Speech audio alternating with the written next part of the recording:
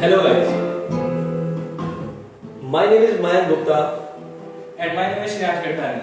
Today I will take you to the journey of regenerative braking from the past to the current technology. So, what is regenerative braking? This might come in your mind. What actually is regenerative braking and how it is used? And today in this video we will explain you all this thing. So the history of braking starts from very early time. So it was basically used in stopping vehicles with the help of a lever. So and the brakes used were the friction brakes. And today also we use friction brakes in disc brakes or drum brakes that we see in our bikes and Activas and all these vehicles. Even in cars we use these friction brakes. So there are basically four types of brakes: friction brakes, hydraulic brakes, power brakes, electromagnetic brakes. So the regenerative brakes come under the category of electromagnetic waves, and today we will see this concept and this is coming in the later slides. So along with this we will also use disc brakes, drum brakes or any other among these three type of brakes. So basically disc brakes or drum brakes are used with the help of friction, and we press some either ceramic material or some sort of brake disc against the other surface which has kinetic energy to stop a vehicle or to release that kinetic energy, and we also use it in machines and etc. So regenerative braking. What basically is regenerative braking?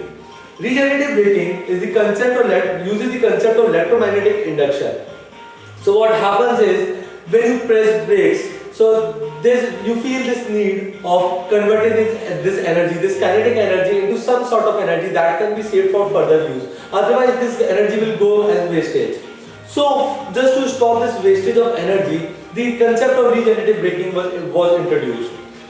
But this regenerative braking cannot be used solely. So we have to use some sort of friction brakes to stop the body that we want to, and this we will explain in further slides.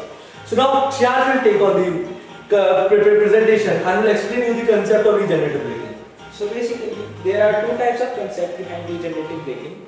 One type is in which the armature coil of the motor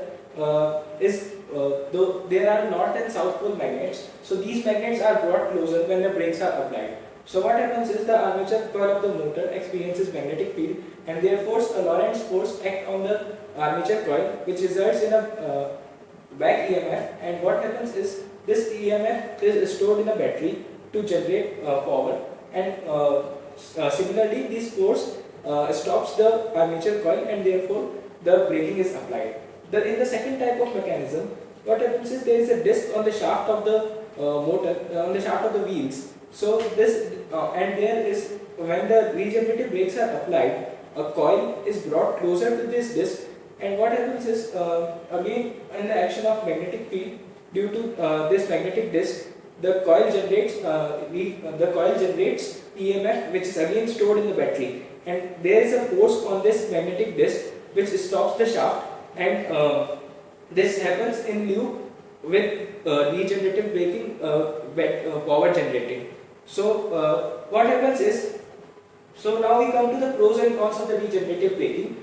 In this type of braking, only 60% of the energy can be harnessed, which is a limitation and can be improved.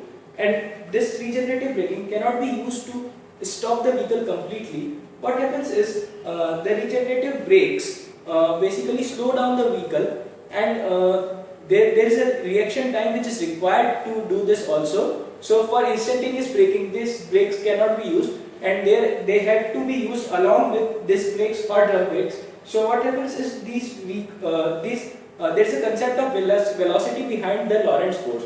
So at higher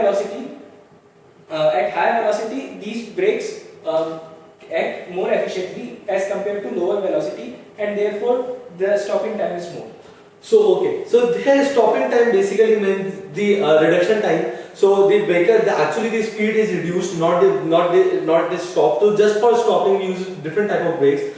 Before coming to the application, I would like to make you think that where it can be used. So where we have this certain needs of stopping again and again. So in metros and in cars we have this vehicle, and even we can take this technology further in various machines where it is very helpful, and it will help saving us the planet and making us green because it will save the energy. So this was it. Thanks for watching us. If you have any doubts, feel free to comment. And for other videos, you can subscribe the channel and check out the other videos.